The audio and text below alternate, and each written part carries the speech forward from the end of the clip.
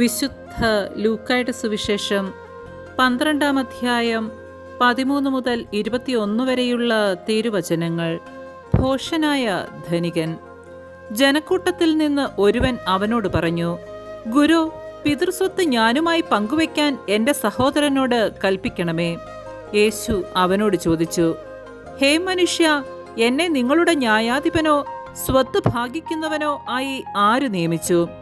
അനന്തരം അവൻ അവരോട് പറഞ്ഞു, ജാഗരൂകരായിരിക്കുവിൻ, എല്ലാ അത്യാഗ്രഹങ്ങളിലും നിന്ന് അകന്നിരിക്കുകയും ചെയ്യുവിൻ.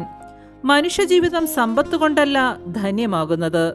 ഒരുപമയും അവൻ അവരോട് പറഞ്ഞു, ഒരു ധനികന്റെ കൃഷിസ്ഥലം സമൃദ്ധമായ വിളവ് നൽകി. അവൻ ഇങ്ങനെ ചിന്തിച്ചു, ഞാൻ എന്തു ചെയ്യും? ഈ ധാന്യം മുഴുവൻ സൂക്ഷിക്കാൻ എനിക്ക് സ്ഥലമില്ലല്ലോ.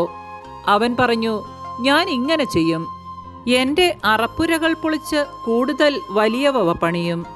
അതിലെൻ്റെ ധാന്യവും വിഭവങ്ങളും സംഭരിക്കും. അനന്തരം ഞാൻ എൻ്റെ ആത്മാവിനോട് പറയും, ആത്മാവേ, അനേക വർഷത്തേക്ക് വേണ്ട വിഭവങ്ങൾ നിനക്കായി സംഭരിക്കപ്പെട്ടിരിക്കുന്നു. വിശ്രമിക്കുക, തിന്നുകുടിച്ച് ആനന്ദിക്കുക. എന്നാൽ ദൈവം അവനോട് പറഞ്ഞു, ഭോഷ, ഈ രാത്രി നിന്റെ ആത്മാവിനെ നിന്നിൽ നിന്ന് ആവശ്യപ്പെടും.